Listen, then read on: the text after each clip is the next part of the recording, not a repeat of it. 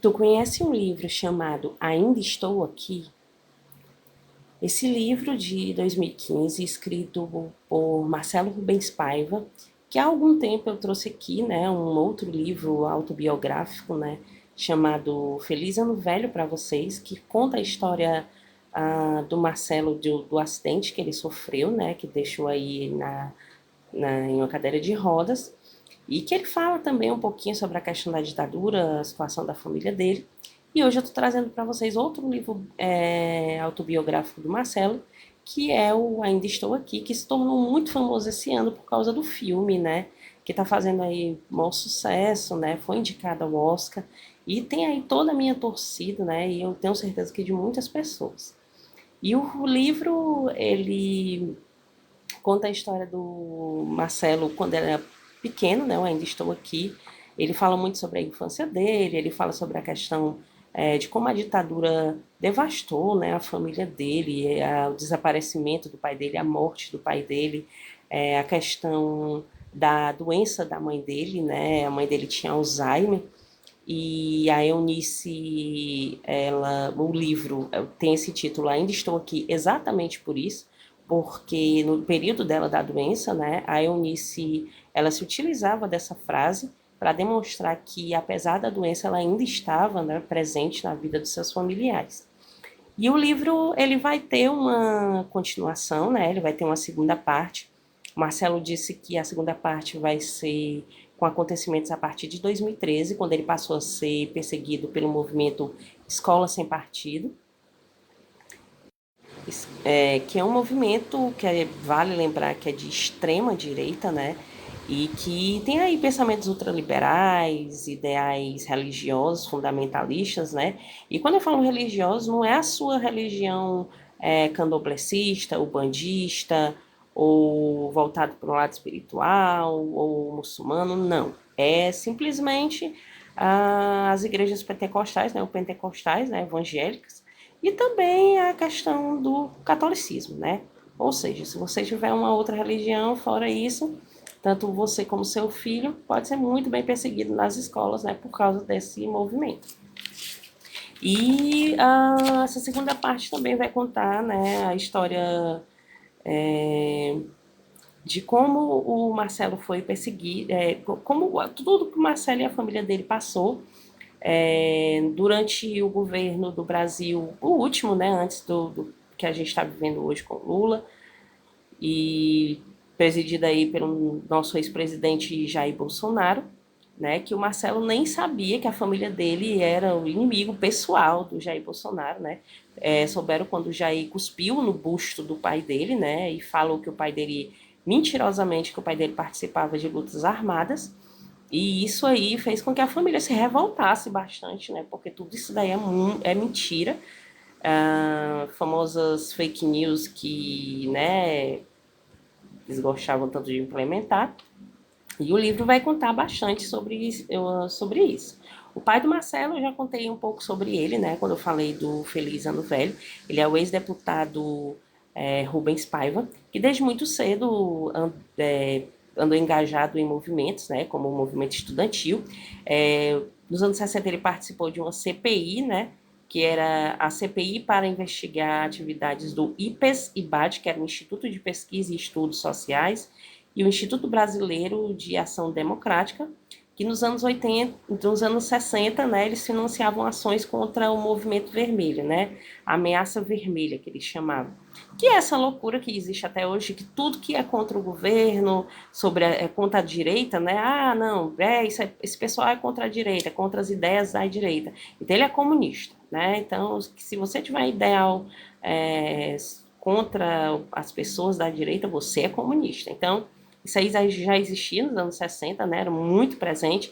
Você não podia se manifestar, você não podia ser contra o governo, porque você era um comunista, você era caçado, e você era perseguido, e você era morto, né? E foi exatamente por isso que o Rubens Paiva foi caçado e foi morto. E o livro ele conta a história da Eunice Paiva, que é a mãe do Marcelo. E a Eunice, ela sempre andou do lado do marido dela, né? Do Rubens Paiva, sempre o apoiou, principalmente quando ele foi exilado né? Nos anos 60, ele passou 9 meses entre a Iugoslávia e também a França. E quando eles voltaram para o Brasil, né, nos anos 70, especificamente 71, seis policiais, né, seis agentes aí do Exército, invadiram a casa deles, né, e levaram o pai do Marcelo, né, para poder prestar alguns esclarecimentos, né, para ser interrogado. Também levaram a Eunice, uma das filhas dela que tinha 15 anos na época. A Eunice ficou incomunicável durante 12 dias, né, sendo aí investigada, sendo interrogada. E quando ela foi solta, né, ela soube que o marido dela havia sumido, tinha sumido com o corpo dele.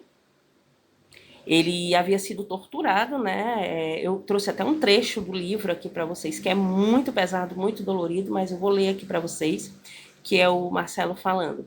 Meu pai entrou no DOI-CODE em 20 de janeiro de 1971, morreu na noite do dia 21 de janeiro, foi levado na madrugada do dia 22, esquartejado, enquanto minha mãe e minha irmã eram interrogados em separado.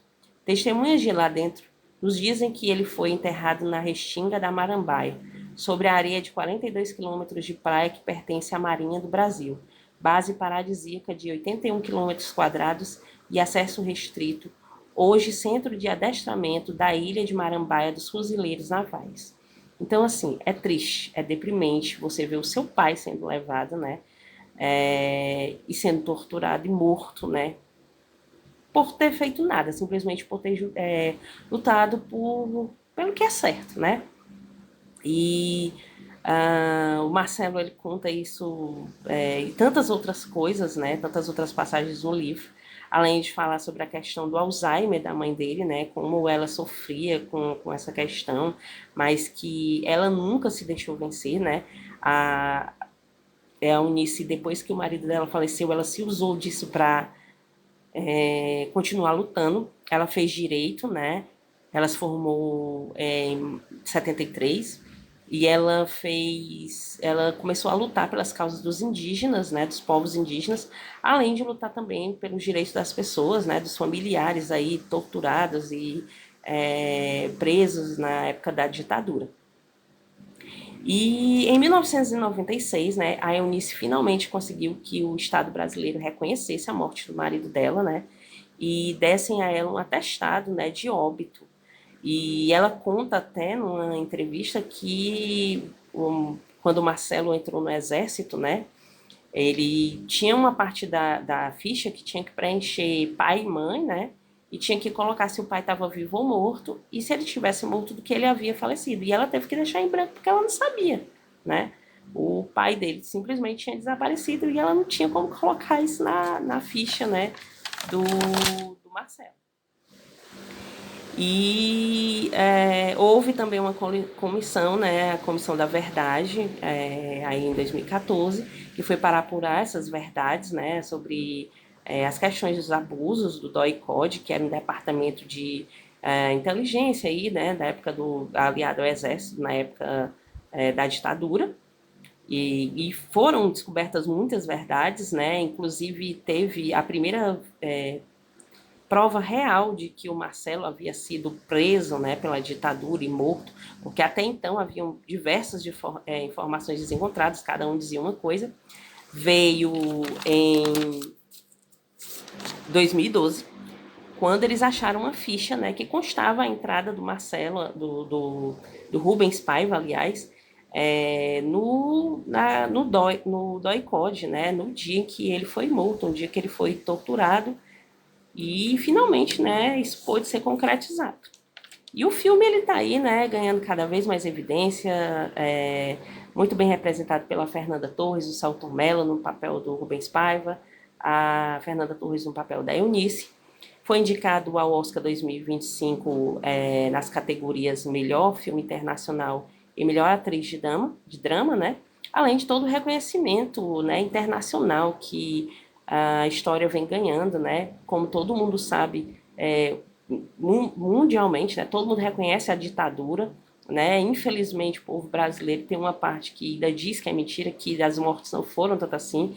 Contam-se mais de 400, mas a gente sabe que se for totalmente registrado, existe muito mais, né? Foi um período horrível para o povo brasileiro, e é algo que realmente nunca pode